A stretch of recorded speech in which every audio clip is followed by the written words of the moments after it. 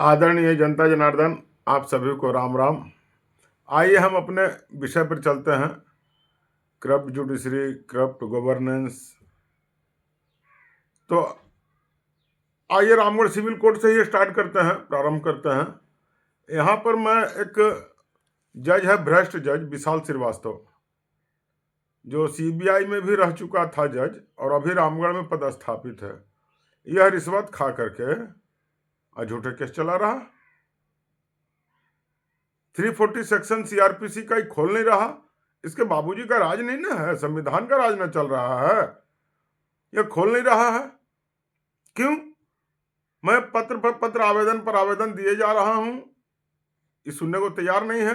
अब तो उस केस में एक अशोक तिवारी और एक सत्येंद्र राम, दोनों ने भी शपथ पत्र से के माध्यम से कहा है कोर्ट को, हाई कोर्ट को भी कहा है, सुप्रीम कोर्ट को भी कहा है, प्रधानमंत्री कार्यालय को कहा है, गृह मंत्रालय को कहा है, ministry of law and justice को कहा है, राष्ट्रपति महोदय को कहा है शपथ पत्र के साथ कि ऐसे झूठे केस चलाने वाले न्यायालय में हम लोग नहीं जाएंगे ट्रायल के लिए।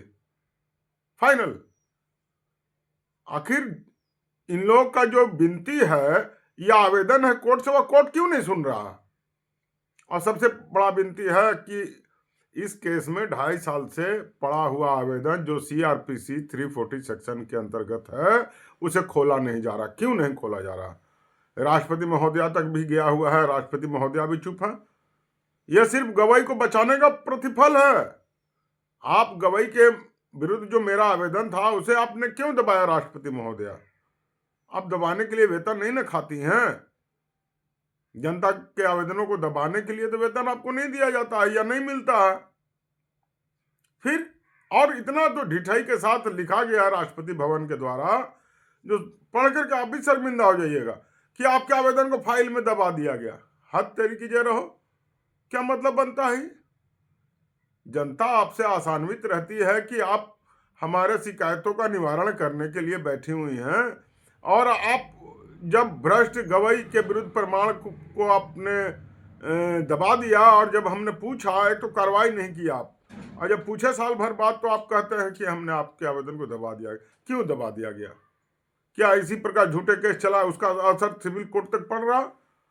क्या झूठे केस चला के निर्दोष लोगों को गुरवादी बनाने के लिए आपने दबा दिया था आवेदन, या फिर किन कारणों से दबाया?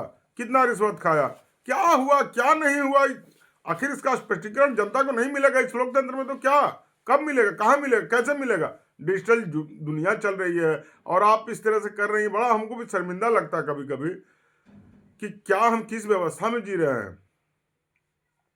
हाई कोर्ट तरलोक सिंह चौहान इसी प्रकार झूठा केस चला रहा है, आवेदन नहीं खोल रहा है, ministry of law and justice के पत्रों पर विचार नहीं कर रहा है। भाई तब क्या कहा जाए? चलिए देखते हैं आगे क्या होता है। यह संदेश बहुत दूर तक जाएगा, या तो जय नहीं तो क्षय।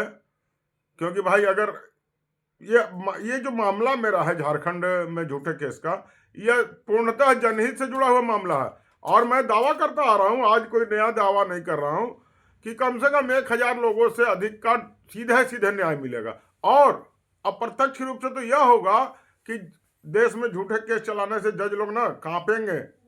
जो आज फ्रीक्वेंटली जो चला दे रहे हैं पैसा खा करके झूठे केस, कि उसको रगड़ दो, उसको मुआ दो, ये उनका हाड़ कांप जाएगी, हड्डी कांप जाएगी।